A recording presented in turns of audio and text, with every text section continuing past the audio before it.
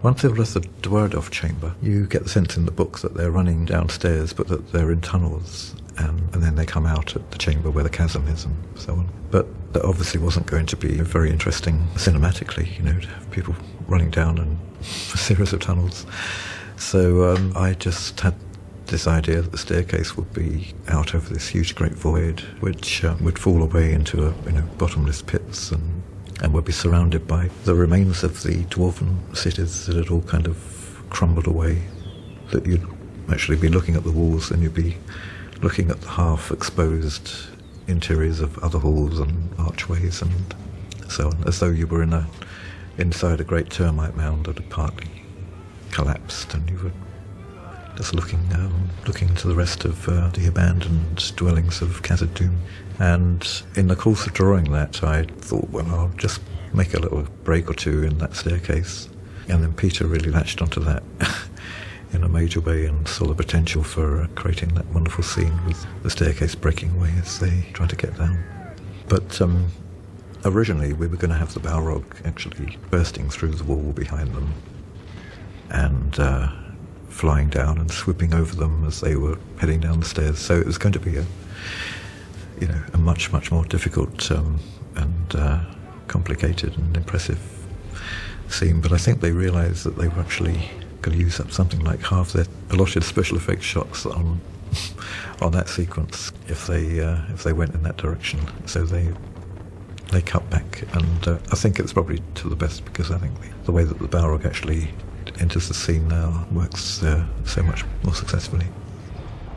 Whilst Rivendell is the place that probably preserves the elven material wealth and their lived-on Middle-earth in their heyday, Lothlorien should feel like more of a spiritual retreat. We went through quite a number of different design ideas for the buildings and the way that they would fit into the trees and so on, going from very simple platforms, which is more or less what Tolkien describes, and then to more kind of architectural as opposed to organic forms. And just trying to reach a good balance between those two elements, really. So there were quite a large number of drawings that were done, just trying to achieve that balance and to get the right feeling. And then some of the drawings that I did that Peter really responded to showed the buildings almost sitting like flowers in the trees. They had these kind of long architectural elements which would kind of drop down below the level of the branches, as though they were kind of helping to balance them. So I did a large number of drawings of these buildings and stairways and little bridges between the branches. And so we kind of homed in on the final design, and then they were used by the model makers to construct the miniature. In a sense, you could regard the whole of the wood, with these giant malon trees, as a huge building. They are like columns in a great cathedral. But I think as much as anything, it's to do with the way that it was lit and the mood and the music. Galadriel's Glade was quite a nice little set, and it sort of followed an idea that Peter had after I'd done a couple of drawings. He'd suggested actually having the entrance of the glade kind of pass through the middle of this tree, as though the tree were split, and that the pathway that they'd taken down from the top actually went through this through the tree, and then they emerge onto this the top of this staircase and wind their way down inside. And I made a small model of the set, because I wanted to make sure that this was our first look at the actual Lothlorien trees, and was trying to kind of establish the look of the roots and everything.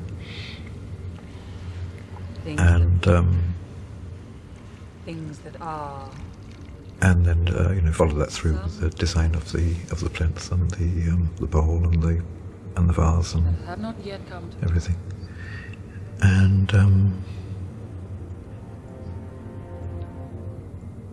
it was very nice actually seeing that scene coming together. Galadriel has always been a huge, hugely important character for me in the books, and And I was really, really pleased when Kate Blanchett agreed to play the part. And I thought she played it beautifully. And so to see, Kate Blanchett standing in Galadriel's glade, pouring water into the bowl, was very, very nice. It was very exciting. I know why you seek solitude. Yeah, well, towards the end of the film, we enter the realms of the ancient Numenorean kings. There's a huge disembodied head which is lying half buried in the ground from some colossal statue which could have fallen sort of from further up the slope, or we didn't actually build any more of it than that. But Frodo's dilemma with Boromir actually starts right by this huge stone head, and it kind of emphasises his own smallness and his vulnerability, and the sense of Boromir's heritage as well. My first thought about the stone head was that we would use it actually at the death of Boromir, that it would form a backdrop.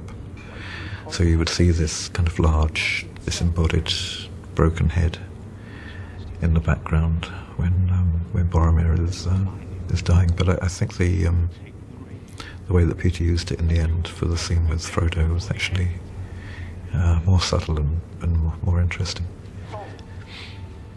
And we wanted to give the feeling in that, and with the other elements that they come across, that Aemon Hen and Pasgallen, that we were, just rearranging the realm of this very, very ancient civilization, which was long past its prime. It was it's like kind of ancient Rome or Egypt or Mesopotamia. Or Minas Tirith itself has a kind of a Byzantine feel, but I think with those other elements we wanted to suggest that it was much, much older.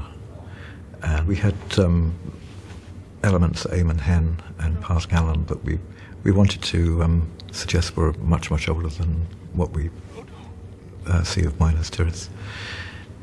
New Zealand doesn't have a lot of ancient stones and stuff around the landscape. Everything, had to be introduced, and it's mainly made of polystyrene. But, with the right amount of dressing, and I think it, did the trick really. It just made you feel that you were in a very, very ancient land. It was enough to suggest, I think, that there was that it was somewhere that could have been 1,000 years ago, something like Delphi, a place that people would have travelled to from different parts of Middle-earth to go up to this seat at various important times of the year, and with great ceremony kind of stare out and see what they would see. The seeing seat itself at the top has got these eagle motifs, suggesting that because eagles have this acute vision, that's kind of connected with what Frodo is going to see. And around the base of that we have these sphinx-type creatures. Yeah, we also tried to do something similar with Weathertop, to create a place that stretched way back into Gondorian history. One of my little adventures on this film was I was asked by Sam Jeanette, who's this brilliant carver, sculptor, and he was working on the eagles on the seat of seeing up on Aemon Hen, which at that time was still in the studio where it was being made.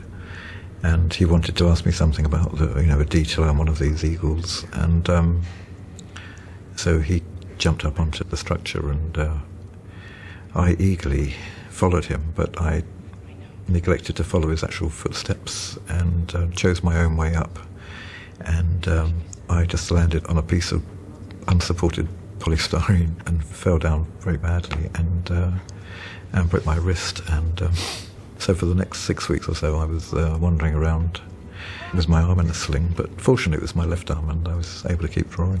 But,